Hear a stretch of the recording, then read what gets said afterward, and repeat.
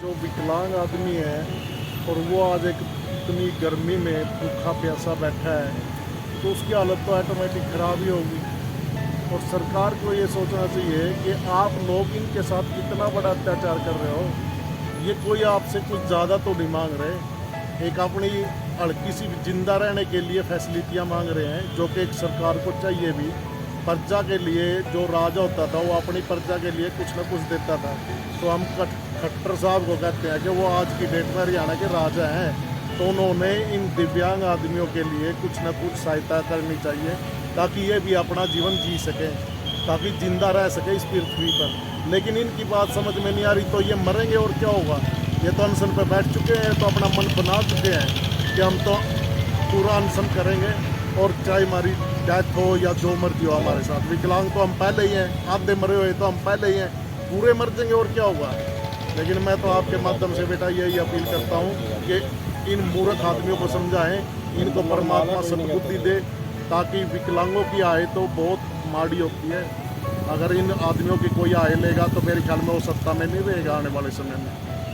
जी, उनके ही गृह क्षेत्र में ये सब कुछ हो रहा है, तो ये कहाँ का इंसाफ है, उनको पता ही होगा कि क्या हो रहा है। गृह क्षेत्र उनका नहीं था, कभी राजा करण का था यु गृह क्षेत्र, उसका नहीं रहा। राजा करण भी नहीं रहे इस धरती पे, जो दानवीर थे। और ये तो पापी हैं, ये तो क्या न रह लेंगे इस गृह क्षेत्र पे। ये तो कहीं से आते हैं, अपना करनाल मिलता है, अपना यहाँ से बनते हैं और बैठते चंडीगढ़ कहते हैं मेरा गृह क्षेत्र है। क्या गृह क्षेत्र है ये इनका। हम चाहते हैं अपनी नेक इंसानियत पे आ जाए ये सरकार। और खट्टर साहब, मैं आपसे फिर भी निवेदन करता हूँ, आपका पैर या हाथ खराब हो जाए ना, आपको पता लग जाएगा एक ही दिन में कि अपाहिज क्या होते हैं और उनकी दिक्कत क्या होती है। तो मैं तो यही कहता हूँ बेटा आपके माध्यम से। क्या नाम है सर आपका, कहाँ से आए हैं? मेरा देवेंद्र बिल्लू पुनिया, मेरा गांव बड़ौदा, जिला करनाल।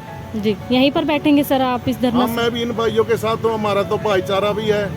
हम भी दिव्यांग हैं, मैं भी 8 साल से दिव्यांग था, मेरा भी मशीनरी में बाजू कटी थी। मेरे को मालूम है, मेरे को भी हर कदम पे सहारा लेना पड़ता है। सब कुछ होने के बावजूद भी हमारे को ना ड्राइविंग लाइसेंस बनाती है गवर्नमेंट कि हम अपना बाइक लेके आ जाएं या कहीं चले जाएं, हैं ना हमारे को कोई नौकरी देता। हमारे को तो कोई प्राइवेट में भी नौकरी नहीं देता कि ये क्या करेगा, एक बाजू नहीं इसका। बताओ, बेल्ट की तो हमें कौन दे देगा, ड्राइविंग लाइसेंस हमारा नहीं बनता। हमारे को फिर ये छोटी मोटी सुविधाएं थी, राशन की, एक ट्रैवलिंग की, रेलवे की, वो भी हमारे से छीन ली। प्लस 2500 रुपये। बताओ 2500 रुपये में क्या होता है। 2500 रुपये में तो पानी पी जाते हैं इस गर्मी में आदमी है। तो बेटा मैं तो यही बोलूँगा कि दिव्यांग आदमियों की आत्माएं मत दुखाएं और कृपया इनकी तरफ ध्यान दें।